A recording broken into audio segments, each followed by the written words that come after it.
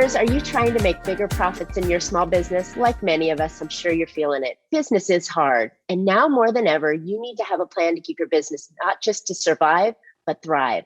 I'm Marcia Reiner. I'm a business growth strategist on a mission, and I've helped tons of small business owners to establish and implement a tangible plan that guarantees increased profitability and guides your growth. I want to share some strategies that I've earned and learned with you on today's Profit with a Plan podcast. But before we get started, I have something to share with listeners. I've got 5 ways to turn your business into one worth selling. And if you can go pick those up at my website at trajectorybiz, that's biz.com. And I'm really excited to have my guest on today, Robert Clinkenbeard. And Robert is the CEO of Radix Group and has offices all over Greenville, South Carolina, Phoenix, Arizona, and the UK. So he's an international guy. Great accent too. He is an entrepreneur, author, and senior leader in EO and a 4-time Ironman. He is a serial entrepreneur, having sold his $20 million company and now has several franchises, real estate investments, and a large peer group facilitation company in the US that raises, and while raising, holy cow, a large family. He is also a senior leader in EO and therefore understands the challenges we CEOs face within growing companies. And Robert helps business owners getting their higher business valuation, reinvigorate passion for their business, and extra time with family and friends, while growth of key employees and a company culture that adopts the vision as if it was their own, which is what we all dream of, our companies thinking their business is their own. Welcome, Robert, to Profit with a Plan. Thank you. Really happy to be here. Great. So I love the concept of your book, The Ironman Mindset, because, you know, we business owners are killing ourselves, working like crazy every day, 6 days a week, 16 hours. And, you know, we need to balance that out and have a right mindset, right? So explain that to us. Yeah, no, absolutely. So when I was running my company out of Phoenix, you know, I've been running it for maybe 10, 12 years from scratch. And it was a large company. We had, 350 employees. So I think I'd finally got to a point, just through the help of mentors and coaches around me, where, I had some key leaders in the company just taking some of that pressure off of me. So I thought, well, I don't necessarily feel challenged anymore. What do I need to do to go out and challenge myself? I'm all about pushing the limit. So I started to do some triathlons, some smaller triathlons at first, and then eventually got sucked into doing Ironman races. And that's a lot of work. That's 20 plus hours a week at the peak. So here I am, as you say, I'm large family. Another family, Ironman Business, which has all these employees working for me, but I'm trying to squeeze in 20 hours a week. So, when I started going through that journey, I thought, well, is there some book that I can write to be able to share my experience with other business owners, other entrepreneurs? Because, everybody has that challenge in trying to go through those different plateaus within their business. So, I went on that journey and wrote my book, and I was inspired by my dad. He's a big book writer. He's written 4 or 5 books. And I thought, how nice would it be to make him proud? And if he can do it, I can do it, right? Yeah, absolutely. Absolutely. That's great. So, oh my gosh, as a business owner, pulling 20 hours out of our week to train is unheard of. I mean, what did you do to get that 20 hours? You mentioned you had key people in place. Did you let go of the control and let them run the business? I did. I just, I spent a long time choosing those right people to help the business. And then I just put, I set the vision, where we're going in the future. What's that Northern Star? What's that BHAG? And then I put the parameters around that journey we're going. Key performance indicators, set the goals every year. They were involved in that strategic planning. So once that was all set, then I just let them do their job. I mean, I purposely picked. That's crazy. You let them do their job. I know. I mean, I felt as though a number of years before that, for some reason, I had this light bulb moment that I was almost enabling people. And I think it was my ego, because people would come into my room. It was like a revolving door. And I think I just loved being that go-to person to be able to give them the answers. And I thought, that doesn't make sense. That's not actually truly developing them as leaders. So I think from that moment onward, I started to change my mindset, just change my dialogue with them. And that was a real pivotal moment. I love that because, one of the things that I stress and coach to is having that CEO mindset. And it's not chief everything officer, it's chief executive officer. And that is a leader, not a doer.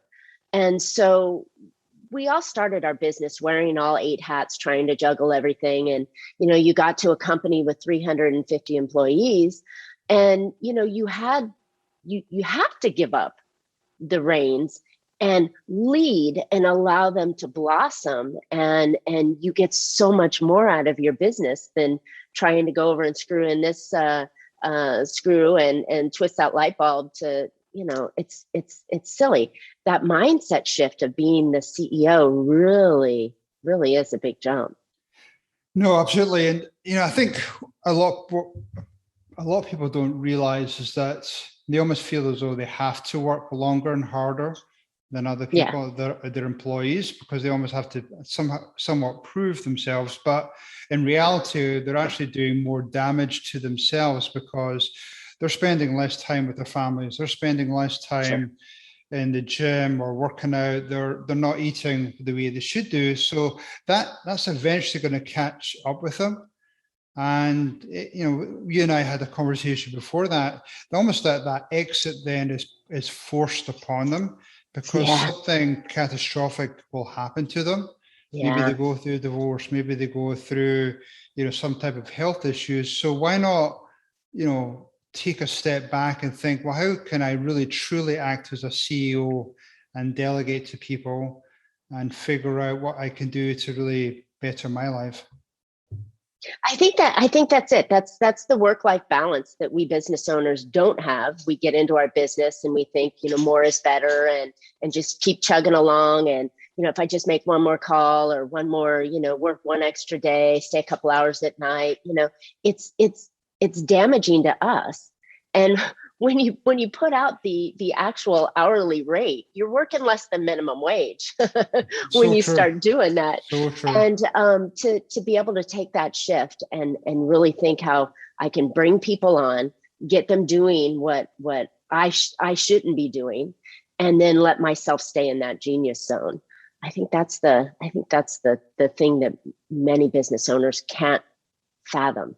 Yeah, that's so true. And one of the things I do is when I go into companies and start that initial assessment, I'll look under the hood or figure out what's going on within the company. But one of the things I do is do personality assessments with a lot of the leadership team. And what that says to me is where are the strengths within the company? And how can I best utilize those strengths? I mean, a lot of companies have really struggled over the last 18 months with COVID. Sure. And a lot of people have had to go back to the grassroots. And, why not use that time to figure out where are the strengths within my company? Where are those hidden talents?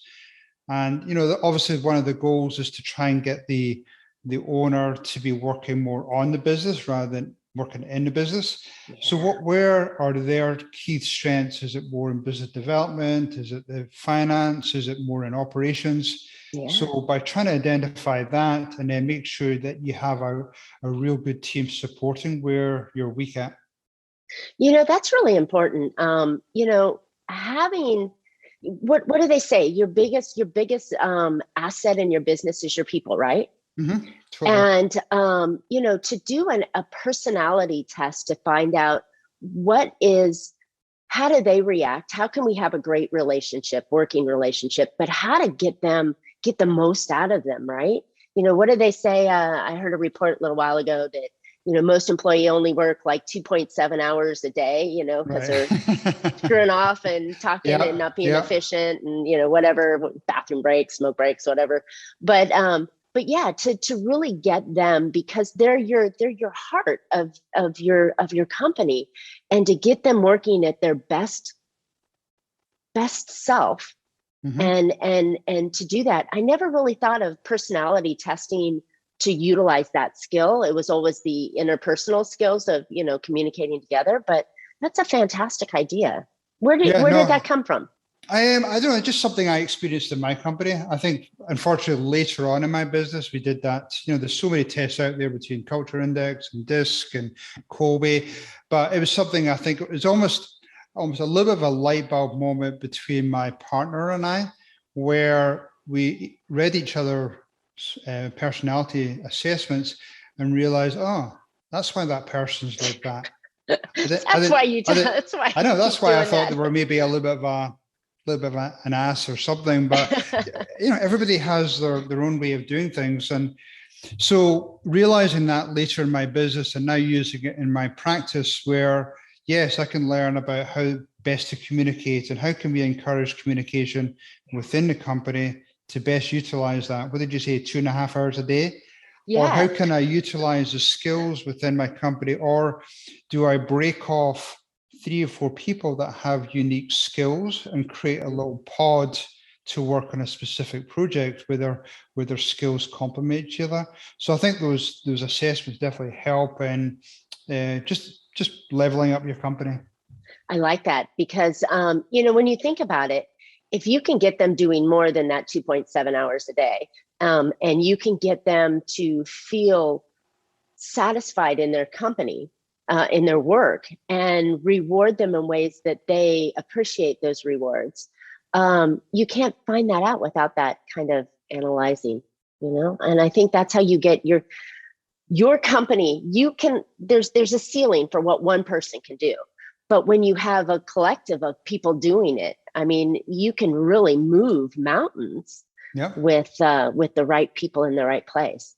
Not only move mountains, but also if you're improving your retention of employees from say an 80% to 90 plus, I mean, that's huge right there because, again, that cost of turnover can be as much as as employee's salary by the time you hire them, you onboard them, you train them, and then they leave a year or two later. So if you really get them to get engaged in the company and keep their retention rate high, but then the other benefit of that, if you have a really good culture and a really good work environment, typically they're going to refer other people into the company. We're all seeing the challenges out there with trying to get new employees coming in, but one of the first questions I ask is, well, have you actually looked at yourself? How many people are being referred into your company? And if there's none or very few, then do you have a culture issue going on? Yeah. So, I think, again, it goes back to the point you made earlier where people are one of the biggest assets within your business. So, take care of them, have a great benefit, find out their strengths. How can you enhance those strengths? I love it because that's I think that's the tool for the leadership, the Ironman mindset that we have, going on is to lead, and you have to have the right people to lead. So. Yep, that's so true. All right. So what kind of businesses do you generally work with? What are I see the landscapers podcast back there, commercial landscapers, but are there any particular industries that you like to work with? Yeah, I mean, it's mainly service industry. So my background is, obviously landscaping, but, any type of service industry where, you're dealing with some great, blue collar workers, you're dealing with reoccurring revenue. A lot of them have similar challenges as you're dealing with people issues, lack of cash, maybe poor strategy. And one of the biggest areas is just that lack of discipline to execute. So I just really enjoy working with people that are hardworking, trying to move forward in their business, trying to level up. And that's part of the reason why I moved to the States. Is when I first moved from Edinburgh to Scottsdale. Hence the accent. Awesome. Hence the accent. When I first went on vacation there, I thought, well, I must be doing something wrong here, because here's all these people in Scottsdale that are beautiful houses, we're in great weather. And then I found out, well, this is their second or third house. And I'm Yeah. thinking, oh, I'm doing something wrong here. So I Right. started to dig in a little bit further, and I thought, well, most of them are either high-level executives or they're all business owners. So that's part of the reason why I moved to the States, because I wanted to level up myself. Gotcha. And then when I sold my business, I thought, well, how can I give back to that business community and help them level up? How can I get them to an exit or get them to a lifestyle where they're working on the business? I like that. And that's so hard when you get the service professionals together. They're so hands-on, right? And they're so in their business. How do you get them to shift out? What are some of the strategies you use to get them to stop, chasing clients and putting out fires? How do you get them to move and free up that time? Really good question. That's really difficult. I definitely, again, goes back to my Ironman mindset. I can be fairly convincing. So I definitely hold them accountable. But I think one of the first things I do is look at what does their structure look like? Who are the people on their senior or leadership team? And are there ways in which they could step up and do a little bit more? Do they have the right goals ahead of them? Do they have the right incentive plans? And yeah, just make them level up a bit so that, give them a vision of where the company's going. And that hopefully, it takes, I would say, a good 3 to 6 months for owners to slightly step back. But, I just set that vision for them. I just set them, hey, can you imagine now spending 2 weeks on the beach or maybe 4 or 6 weeks over the year? And I'll start getting them to do simple things like blocking off time for vacation. And a lot of them have never had true vacation before. Because they're afraid the business is going to stop, right? Yeah. Who's going to work when I'm gone, right? Yeah. And I just share my experience where, again, I'm running this large business in Phoenix, and I used to take 2-3 weeks off to go back to the UK. I was still able to check in. I had a dashboard I can look at online, but leverage technology, find the right people, find ways in which you could still monitor your business and look at the 3 to 5 things that you could check in on a daily basis to make sure it's not blowing up. Right. I think that's it. When you have your business running, where it can run without you, then you have a business that's worth selling, right? Mm-hmm. Because it's moving and reacting. That owner dependency model of, it's my company and I'm the guy and gal, and that's nothing. That's not a business. That's just another job, I think. And you're trading your hours for your own paycheck. You got to have those things in place to be able to do that. And I love it that you go in and you say, okay, I'm going to, not strong arm you, but, I'm going to convince you that this is the path that you need to take. And imagine, what would it be like to go do this, and that, and grabbing on their entertainment and ideas, because, none of us got in our business to work like crazy. We got in our business because we dreamed of the ownership lifestyle of, I could go watch my kid play baseball in the afternoon, mm-hmm. or I could take off and, I could go to someplace when, during the week or something. But then we get in here and we're like, I'm just trapped. Yeah, so I think that's a hard shift to really get them. And back to a point you made earlier, I mean, I think a lot of owners will, have that mindset, it's all about me. I run this business like a tight ship. But a lot of them have a rude awakening when they go to a true exit, mm-hmm. when their company goes to sale, and then buyers will say, well, who's your replacement? So immediately, if they don't have that key person in place, then their valuation will go down. So if they just planned a little bit more, like what you talked about, look at things way in advance, years in advance, and started to figure out, well, who's going to take over my company? Who's going to be that key person? Yeah, that's really important. And it doesn't have to necessarily be a takeover, but who's going to stay with the company when you leave, and keep the continuity going. But yeah, I think, I talk a lot about, planning for the exit and what do you got to do to make a strong company. But I think that's the key piece is that you've got to make, if you make it like you're selling your house, right? You buy your house with the resale potential in the future. So you get it all turnkey, and the turnkey is never involving the owner. If the owner can step back out of the business and have all the moving parts, moving on their own, that's a business that's worth buying. Yep. Having, because nobody wants to jump into an anchor, a handcuff, and that's what we do as small owners, is we handcuff ourselves to the business and thinking, it's my baby and I can't throw it out. I've got to work harder. And yeah, it's crazy stuff. But I love your ideas of really getting in there and going to work on the business and getting those people in place to have good environment, good culture, and good ethics in the company that make people want to stay.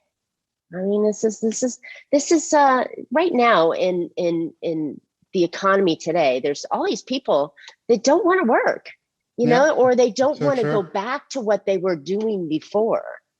They want that environment where they feel like they can work from home a couple of days, or, that they enjoy, because we've just spent 18 months of reevaluating what I want to do. Yeah, that's so true. I mean, yeah. Sorry, go ahead. No, I was just going to say, so what are your thoughts on how to create that culture that makes the company desirable for people to come back to work for?